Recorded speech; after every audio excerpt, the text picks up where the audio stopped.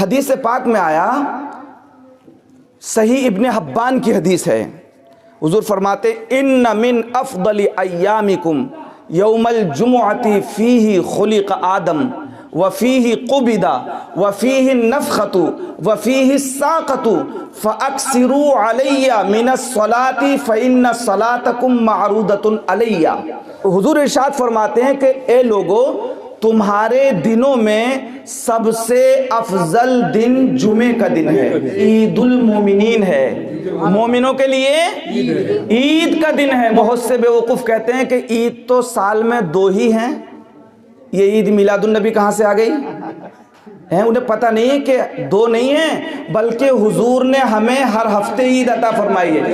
عید کہتے ہیں خوشی کے دن کے لیے، عید کسے کہتے ہیں؟ خوشی کے دن کے لیے۔ تو حضور کیا فرماتے ہیں؟ حضور فرماتے ہیں کہ اے لوگو، عید کا دن جو ہے وہ تمام دنوں میں افضل دن ہے۔ کیوں افضل دن ہے؟ کہ اس لیے کہ جمعے کی نماز ہوتی ہے؟ نہیں، جمعے کی نماز سے پہلے بھی جمعے کا دن تھا، نماز فرض ہونے سے پہلے، جمعہ فرض ہونے سے پہلے بھی جمعے کا دن تھا۔ تو حضور فرماتے ہیں کہ اس لیے فیہ خلق آدم، اس لیے کہ اس دن حضرت آدم پیدا ہوئے۔ تو جس دن اللہ والے پیدا ہوتے ہیں وہ عید کا دن ہوتا ہے۔ پھر فرماتے ہیں وفیہ قبض، اور اسی دن حضرت آدم علیہ السلام کی روح قبض کی گئی۔ حضرت آدم کا وصال کون سی دن ہوا؟ جمعہ کے دن۔ اور پیدا کس دن ہوئے؟ جمعہ کے دن پیدا ہوئے اور جمعہ ہی کو وصال ہوا۔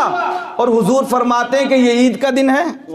اب وہ لوگ کہتے ہیں نا کہ حضور اسی دن ربیع الاول کی 12 تاریخ کو پیدا ہوئے اور اسی دن وصال ہوا، تو عید مناؤ گے یا غم مناؤ گے؟ ان کو سمجھنا چاہیے کہ حضرت آدم جب دنیا میں تشریف لاتے ہیں تو حضور فرماتے ہیں اس لیے یہ عید کا دن ہے، اور جب حضرت آدم اس دنیا سے تشریف لے جاتے ہیں تو بھی حضور فرماتے ہیں۔ دراصل بات یہ ہے، جب حدیث پر غور کرا تو پتہ چلا، غور کرنے کے بعد یہ پتہ چلا کہ جب اللہ والے دنیا والوں کو دیے جاتے ہیں، جب وہ دنیا والوں کی طرف آتے ہیں تو یہ دنیا والوں کے لیے عید کا دن ہوتا ہے، اور جب وہ اللہ کی طرف جاتے ہیں تو یہ ان کے لیے عید کا دن ہوتا ہے۔